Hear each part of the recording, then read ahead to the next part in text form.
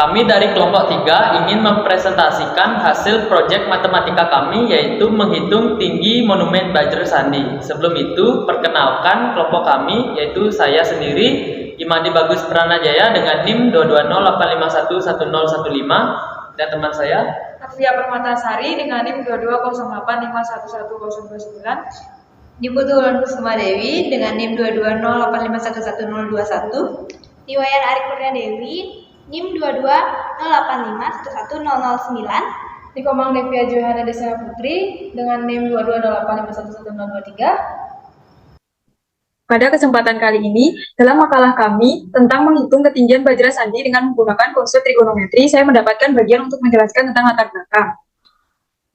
Jadi, matematika adalah ilmu dasar yang digunakan sebagai alat bantu untuk memecahkan masalah dalam berbagai bidang ilmu, seperti ekonomi, astronomi, geografi, antropologi, dan lain-lain. Trigonometri merupakan salah satu bagian dari matematika yang tentu memiliki banyak manfaat dan sangat besar dalam menyelesaikan permasalahan dalam kehidupan sehari-hari, seperti digunakan untuk pengukuran tinggi sebuah bangunan, pembuatan rumah, dan lain-lain. Trigonometri sendiri berasal dari bahasa Yunani, yaitu trigono yang artinya 3 sudut, dan metron yang berarti mengukur, adalah sebuah cabang matematika yang mempelajari hubungan yang meliputi panjang dan sudut segitiga.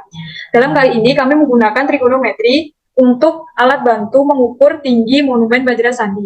Monumen Bajra Sandi sendiri terletak di daerah Renon dan Pasar, merupakan monumen yang kental, kuat, serta khas menampilkan arsitektur Bali, meskipun terdapat beberapa unsur atau konsepnya yang dipengaruhi oleh budaya modern atau arsitektur masa kini. Untuk materi selanjutnya akan dijelaskan oleh teman saya, yaitu Ari.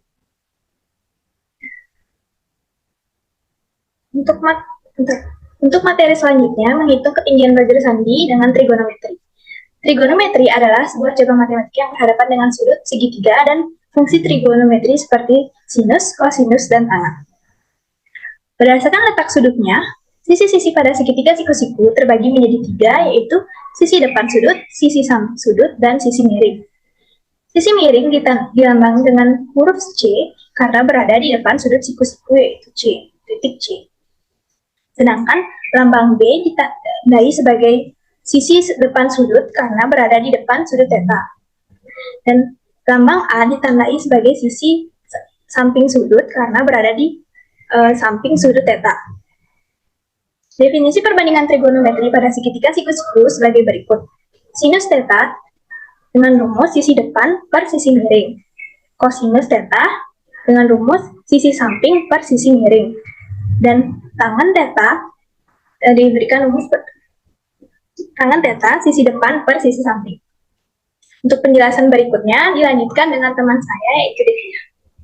Baik, dari hasil pengukuran terdapat 2 sudut, yaitu sudut elevasi dan sudut depresi, yang dimana sudut elevasi adalah sudut yang dibentuk oleh arah horizontal dengan arah pandangan mata pengamat ke arah atas, sedangkan sudut depresi adalah sudut yang dibentuk oleh arah horizontal dengan arah pandangan mata pengamat ke arah bawah. Untuk itu bisa dilihat pada gambar 2.2 sudut elevasi dan sudut depresi, di mana sudut elevasi itu bisa dilihat dari bawah ke atas dan sudut depresi dari atas ke bawah. Besar sudut elevasi dan depresi sama dengan besar seperti gambar 2.3, yaitu digambar sudut elevasi dan sudut depresi. Pada pengukuran ketinggian monumen Bajra Sandi, kali ini kelompok kami melakukan pengukuran dengan menuju ke lokasi dan menerapkan konsep trigonometri. Perlakuan yang dilakukan pertama yaitu pengamat berdiri di depan monumen Bajra Sandi, lalu dihitung jarak titik tengah dari bangunan menuju titik pengamat. Setelah itu mendapat data berupa jarak bangunan ke titik pengamat. Kemudian dihitung besar sudut elevasi dari tempat pengamat berdiri melihat ujung ketinggian bangunan. Sehingga setelah data-data tersebut terkumpul, barulah kita melakukan ketinggian bangunan dari Bajra Sandi. Untuk perhitungan akan dilanjutkan oleh teman saya, yaitu Bagus. Baik, di sini saya akan menjelaskan tinggi dari monumen Bajra Sandi, di mana ini adalah gambaran dari tinggi monumen Bajra Sandi. X ini adalah jarak antara monumen dengan pengamat. Ini adalah pengamat, dengan T pengamat itu adalah tinggi dari pengamat. T sementara ini adalah tinggi dari monumen dikurangi dengan tinggi pengamat. Dan tinggi monumen ini adalah tinggi yang kita akan cari. Oke, kita mencari sudut elevasi di sini.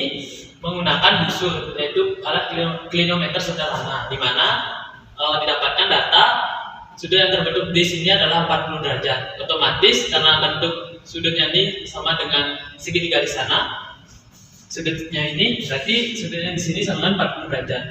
Di mana untuk mencari sudut elevasinya, yaitu total dari sudut segitiga yaitu 180 derajat dikurangi dengan 90 derajat, di sini ditambah dengan 40 derajat.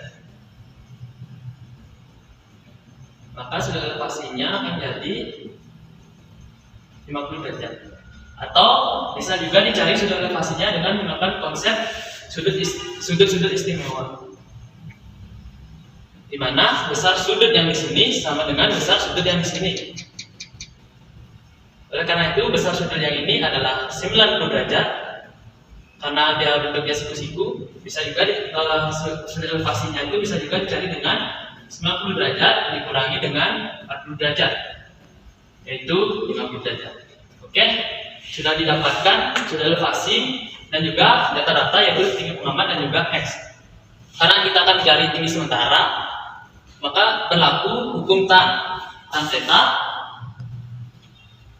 Tan theta dengan sisi depan per sisi samping. Sisi depannya itu adalah tinggi sementara, kita singkat dengan TS per X, di mana TS-nya yang kita cari, X-nya itu 36,26,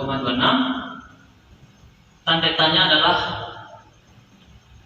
tan 50 derajat. Oleh karena itu TS bisa dicari dengan tan 50 derajat dikali 36,26 meter. Dapatkan tan 50 derajat ini besarnya 1,19 dikali dengan 36,26. Didapatkan tinggi sementara yaitu 43,15 meter. Setelah didapatkan tinggi sementara, kemudian kita bisa mencari tinggi monumen, di mana tinggi monumen ini sebesar tinggi sementara ditambah dengan tinggi pengamat, di mana tinggi pengamatnya adalah 1,55 meter, kita tambah dengan tinggi sementara. Jadi selanjutnya di sini tinggi monumen sama dengan tinggi sementara ditambah tinggi dari pengamat, di mana tinggi sementaranya 43,15 meter ditambah dengan tinggi pengamat 1,55 meter. Didapatkan tinggi monumennya sebesar 44,7 meter. Baik, itu dia tinggi dari monumen Banjar Sandi yang kami hitung dengan konsep menggunakan alat klinometer sederhana. Jadi sekian dari yang saya sampaikan. Mohon maaf apabila terdapat kekurangan. Saya ucapkan terima kasih. Maka dapat disimpulkan bahwa dengan penghitungan tinggi monumen Banjar Sandi digunakan dengan konsep trigonometri yang ditentukan dengan rumus tangan, di mana yang diperlukan adalah jarak antara pengamat ke bangunan dan sudut elevasi dari pengamat, sehingga dapat menghitung tinggi monumen Banjar Sandi. Dari pengukuran dan perhitungan yang sudah dilakukan, dapat hasil perhitungan tinggi monumen Banjar Sandi yaitu 44,7 meter. Dan dari hasil pencarian mengenai tinggi sesungguhnya dari monumen Banjar Sandi yaitu sebesar 45 meter. Dari hasil tersebut, pengukuran kelompok kami sudah hampir mendekati tinggi sebenarnya. Namun karena alat yang digunakan secara manual dan secara sederhana, maka kemungkinan adanya kurang ketelitian dalam pengukuran jarak pengamat, sehingga bisa menyebabkan hasilnya yang kurang tepat. Adapun beberapa lampiran dokumentasi yang saat pengambilan data, yaitu pada gambar pertama merupakan alat yang digunakan untuk mengukur sudut elevasi dari tinggi monumen Banjar Sandi atau yang disebut dengan trigonometer sederhana, dan pada gambar kedua yaitu dokumentasi saat mengambil jarak dari titik tengah monumen ke pengamat, dan pada gambar ketiga mengukur sudut elevasi dengan alat klinometer sederhana, dan yang terakhir adalah mengukur tinggi pengamat.